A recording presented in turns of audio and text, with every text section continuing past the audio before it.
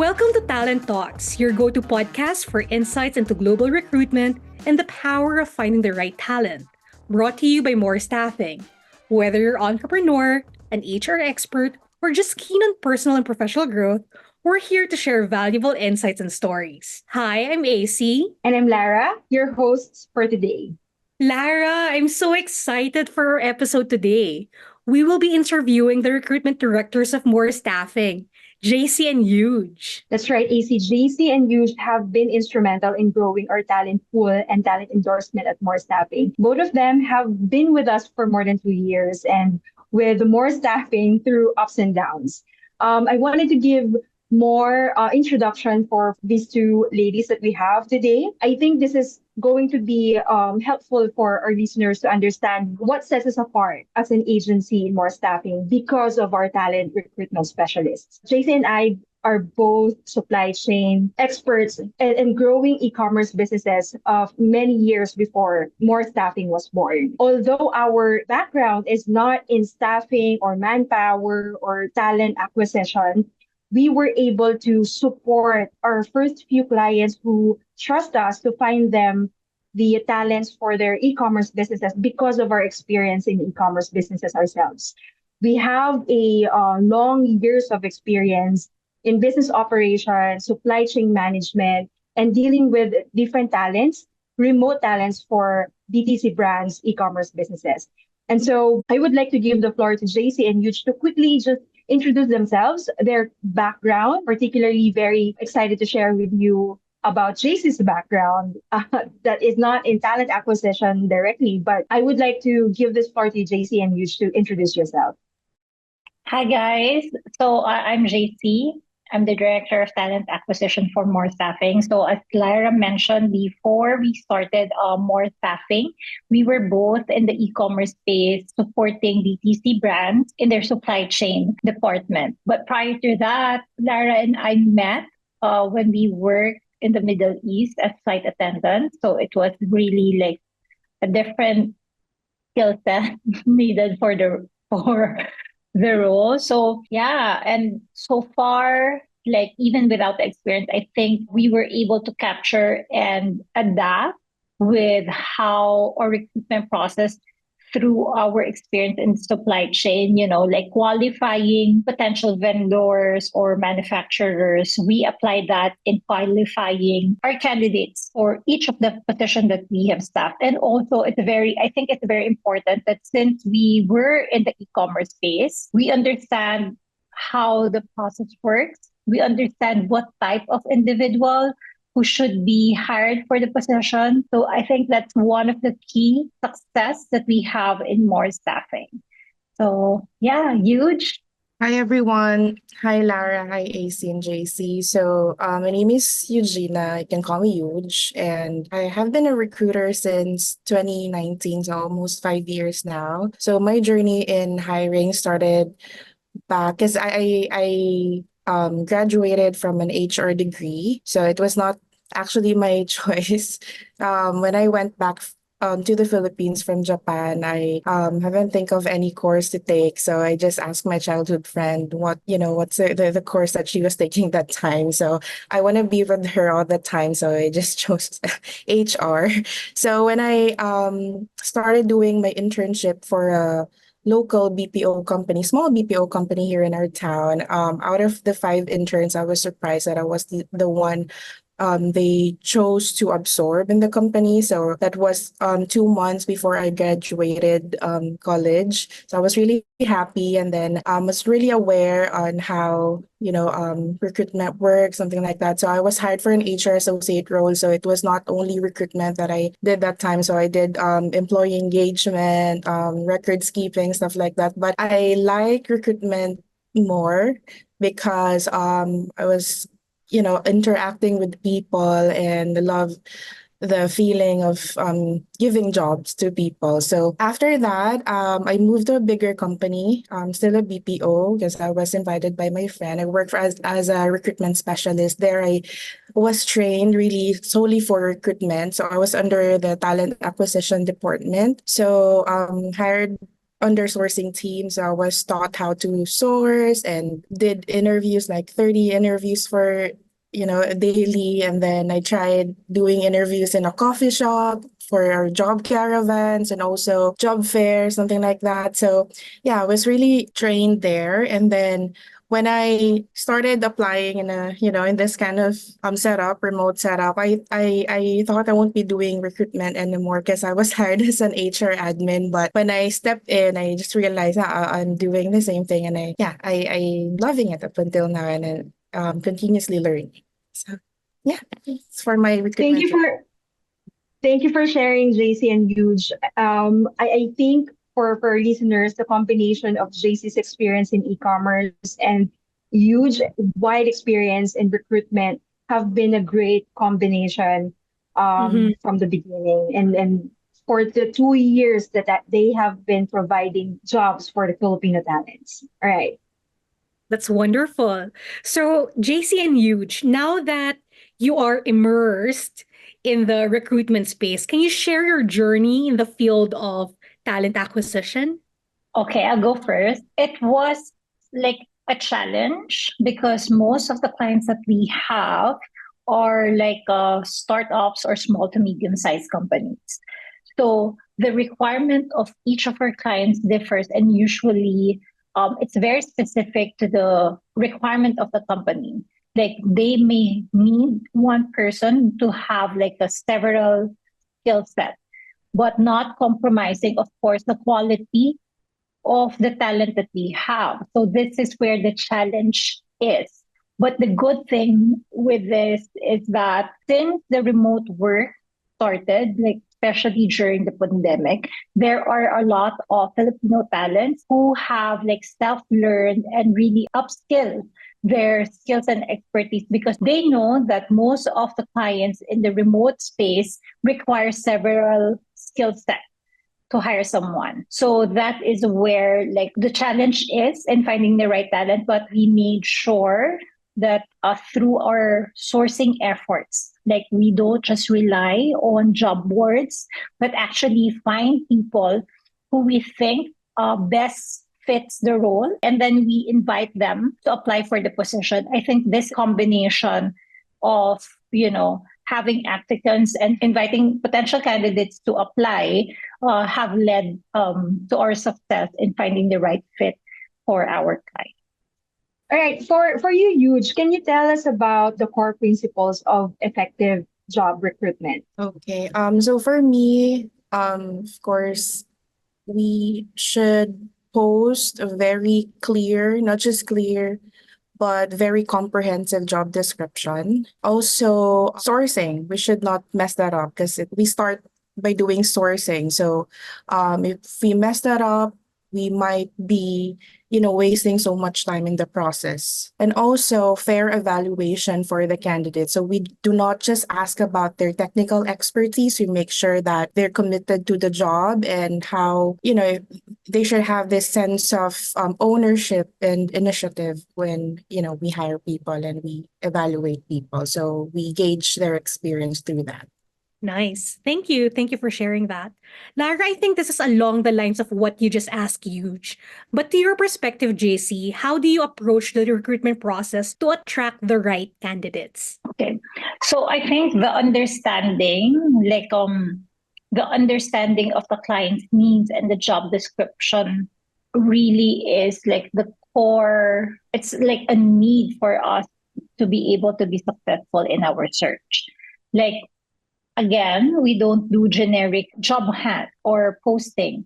We want to make sure that the job description tailor fit to our requirement needs.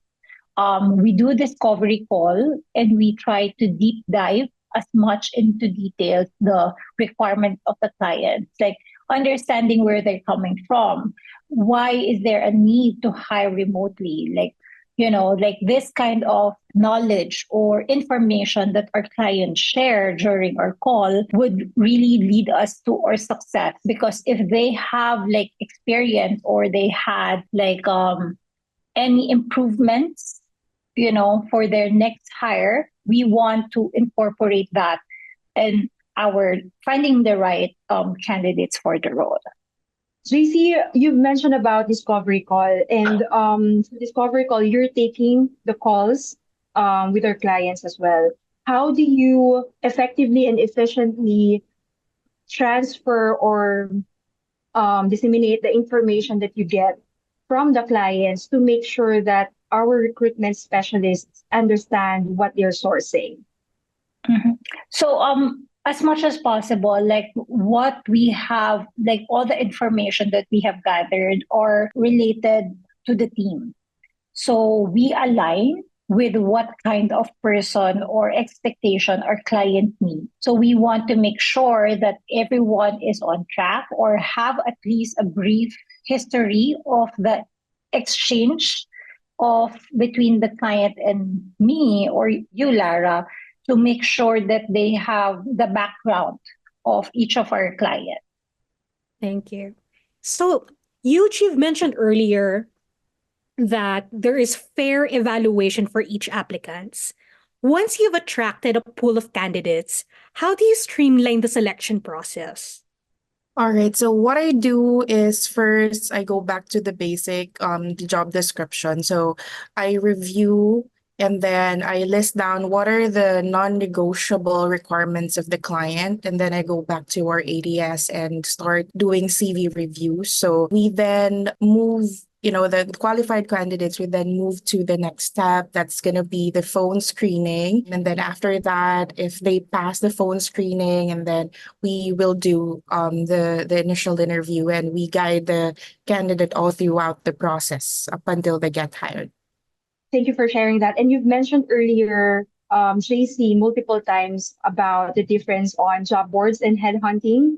I would like to ask you more about the difference that you can share to our listeners and why this difference is very important for more staffing's advantage in hiring candidates.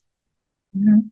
Okay, so the difference, like when you do job posting, when you just rely on job posting and like wait for talent to apply, most likely this potential candidates or applicants doesn't have like existing job, or they have existing clients but they need additional clients in their workload, something to that effect.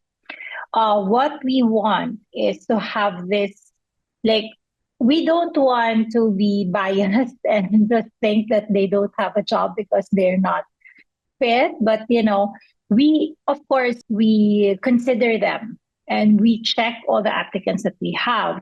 But what's good in the process of sourcing and inviting potential candidates is that there are still a lot of good, talented professionals in the Philippines that don't know how remote work works.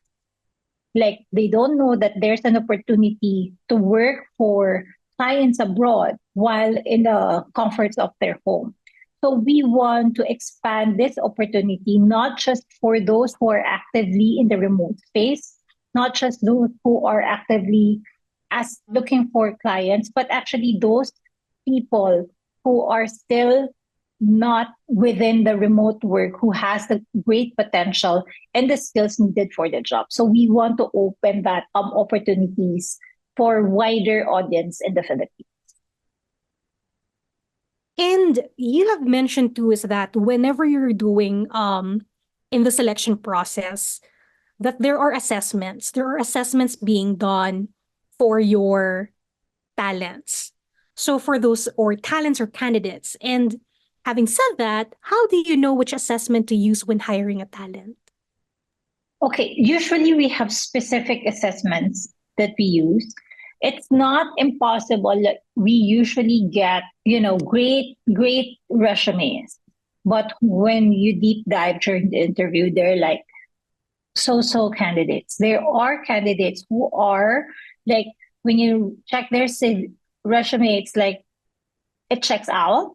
But when you start talking to them, like, wow, this candidate has a lot of potential and, top tier to be exact. So first, like if we find candidates like that, we ask them to improve their resumes because our clients haven't met them. Like when we endorse them, they will only have a preview of their resume.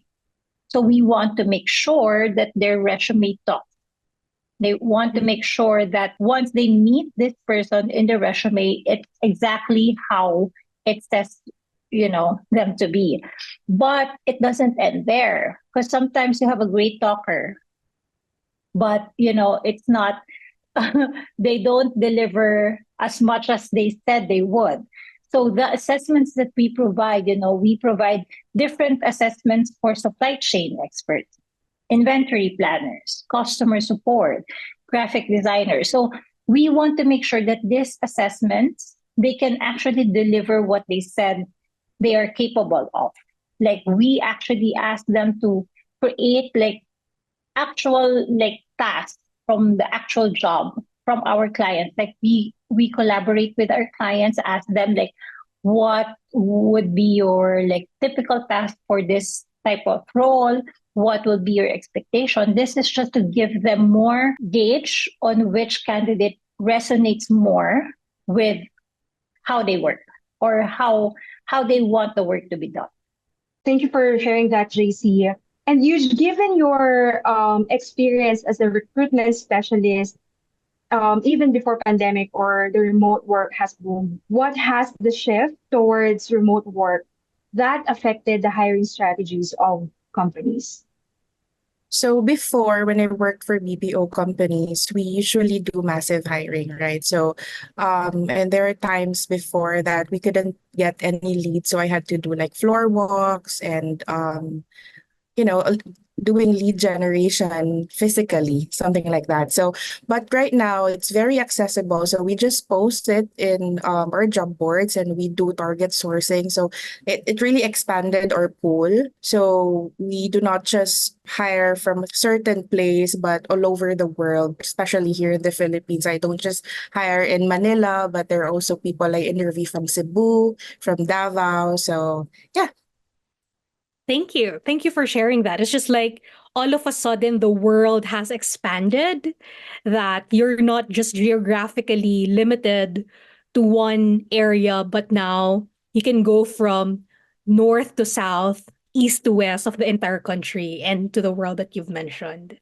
JC, as you are going through this recruitment journey, what are some of the common mistakes companies make in their hiring process that negatively affect their brand? Okay. So there's two things on top of my mind with the common mistakes. First is not actually understanding what they need.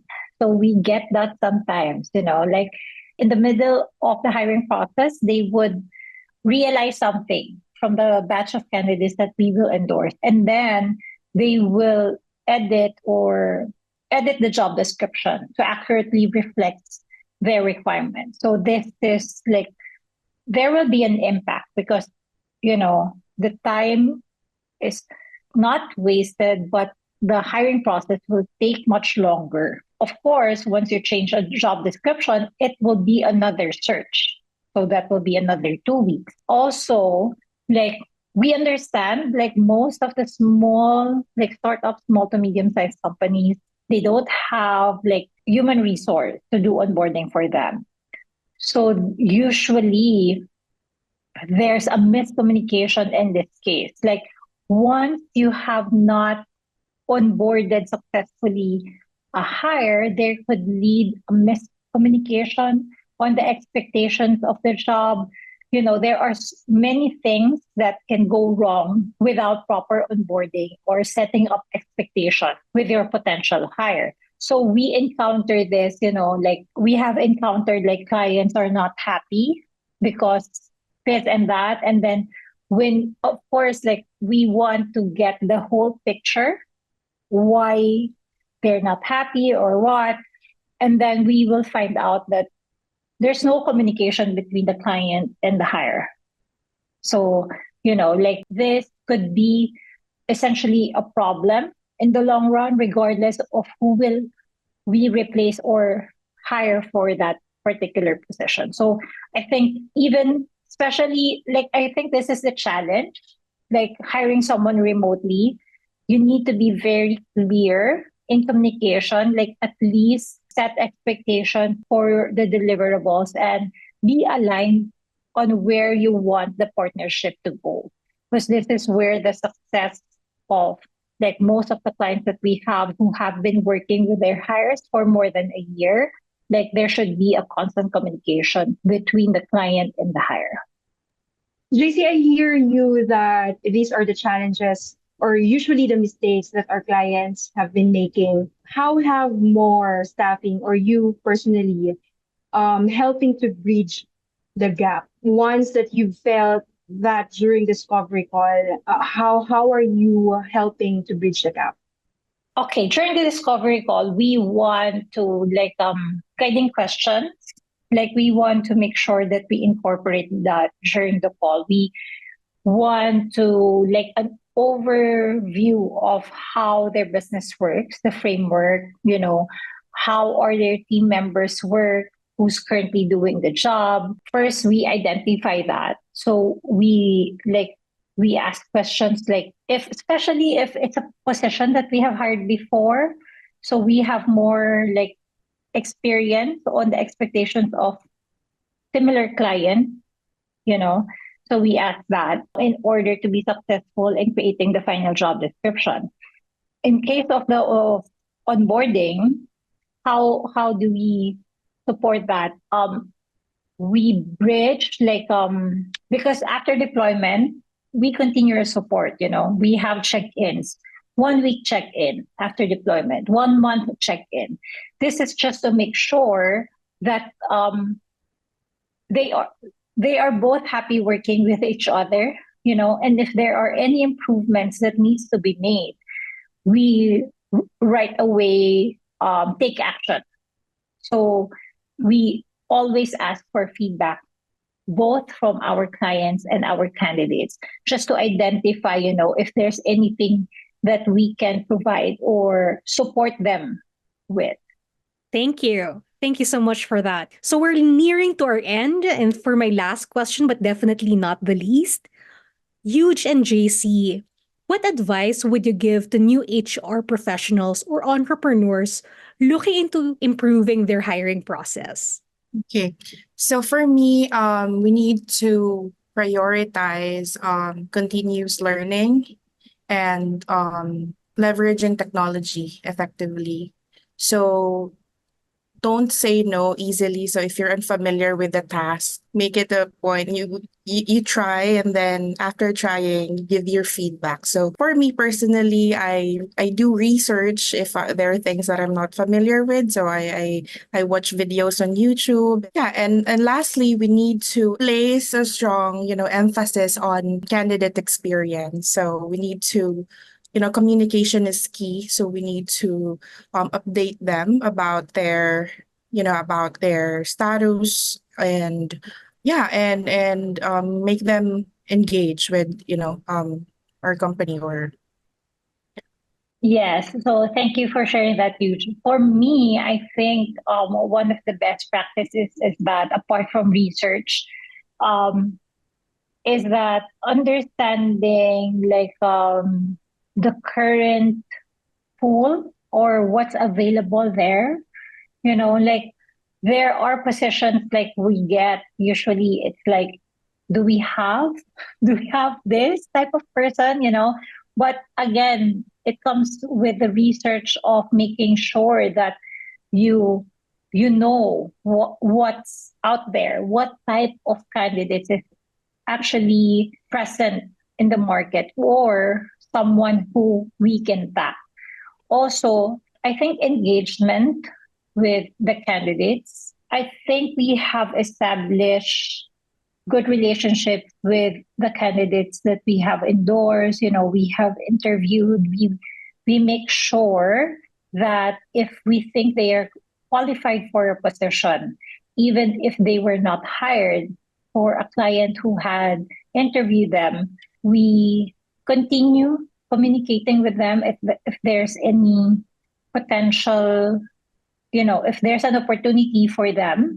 This way, we build that connection and relationship with our pool of candidates. it reflects, if it reflects on how they will work with their client, the dedication that they will have because they have a connection with more staffing, something like that. Especially, we've emphasized that we want to veer away hiring someone who has multiple clients at the same time. We emphasize that during our search. What we want to give them is the opportunity to have long-term relationship with their clients, which is usually not the case when you look for jobs in online platforms. So I think that's why most candidates also keeps on coming back to us because that's what we promise to offer. Thank you. Thank you so much for sharing that. And thank you, listeners, for tuning into Talent Box. Stay subscribed for more insights and stories from the dynamic world of recruitment and talent management. Here's to learning, growing, and thriving together in the world of remote work. Until next time!